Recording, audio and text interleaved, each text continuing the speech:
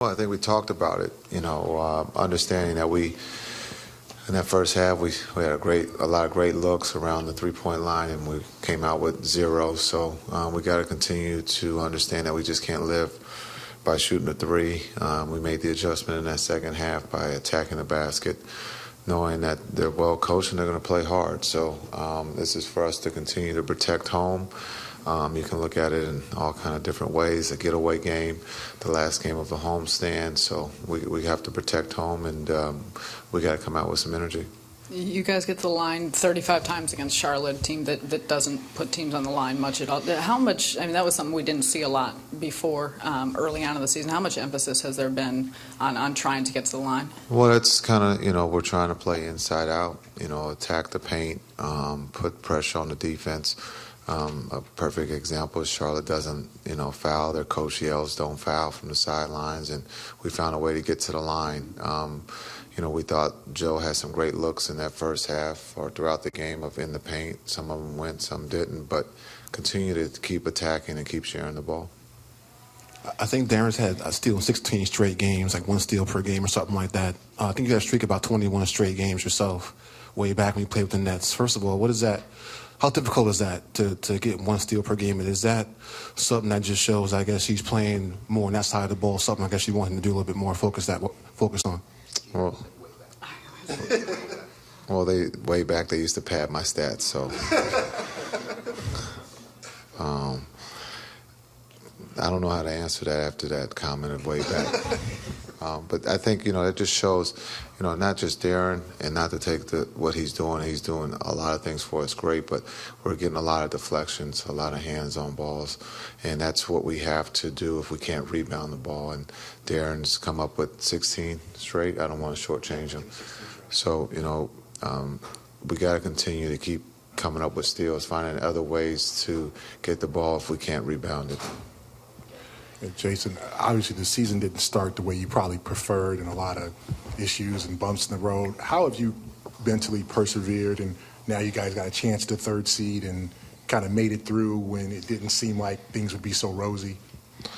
Well, it's a marathon, and that's the nice thing about the NBA season is that you can be judged on your first game, but the ones who know best, you're not judged until the end.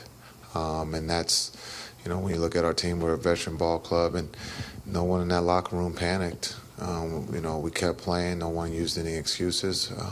We kept getting to know one another, from coaches to players, and we all felt that it could turn.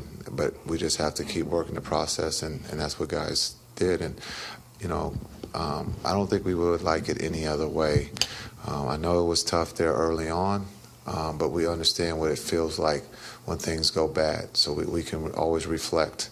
And I think in the last couple of games, we've reflected, and hopefully we've improved from those mistakes that we've made.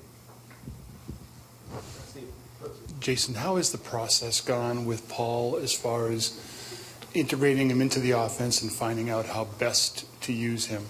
It's easy. He's a basketball player. He's been into this game for a long time.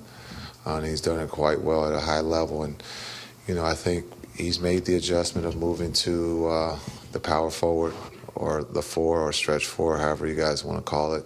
He's a basketball player, and he understands how to play with the ball or without. And he's made the process a lot easier for myself, and I think for his teammates, because he understands what it means to compete, on the daily basis and be a true professional.